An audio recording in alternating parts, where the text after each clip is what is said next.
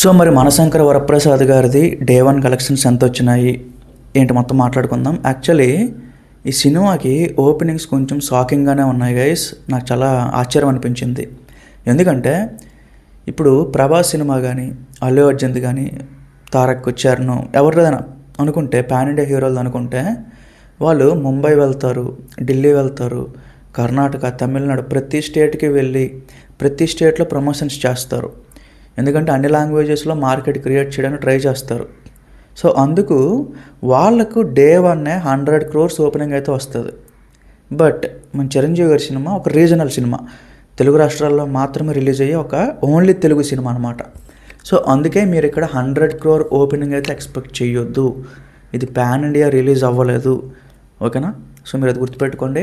మరి actual number ఎంత వచ్చింది అని అంటే యాక్చువల్లీ నిన్న మొత్తం నిన్న సెకండ్ షోలు కొన్ని దగ్గర యాడ్ చేయడం జరిగింది. సో దాంతోపాటు కొన్ని ఎక్స్ట్రా షోలు కూడా యాడ్ చేయడం జరిగింది అనమాట.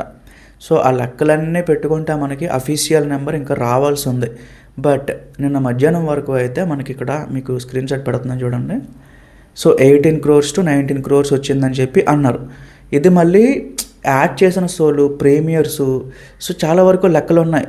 సో అవన్నీ ఎక్స్క్లూడ్ చేస్తే సో ఇది మీరు చాలా తక్కువ అని మీరు అనుకుంటున్నారు. నేను చెప్తుంది ఏంటంటే ఇది ఒక పాన్ ఇండియా సినిమా కాదు, ఓన్లీ తెలుగు రాష్ట్రాల్లో మాత్రం రిలీజ్ అయ్యే సినిమా. ఫర్ ఎగ్జాంపుల్ రాజాసాబ్ చూసుకోండి, డే 1 100 crores ఓపెనింగ్ వచ్చింది. సెకండ్ డే 80 కోట్లు 70 కోట్లకో పడిపోయింది. మూడో రోజు మళ్ళీ పడిపోద్ది. సో ఇప్పుడు ఏంటంటే సడన్గా ఒకే రోజు 100 కోట్లు వచ్చేసి రెండో రోజు పడిపోతే వేస్ట్ కదా. ఇప్పుడు చిరంజీవి గారి సినిమాకి ఏంటంటే డే 2 కలెక్షన్ ఇంకా పెరుగుతుంది, డే 3 ఇంకా పెరుగుతుంది, డే 4 ఇంకా పెరుగుతుంది. సో అట్లాగా గ్రాఫ్ అనేది స్లోగా పెరుగుతూ పోవాలి ఏ సినిమాకైనా. దాన్నే లాంగ్ రన్ కలెక్షన్స్ అంటాము.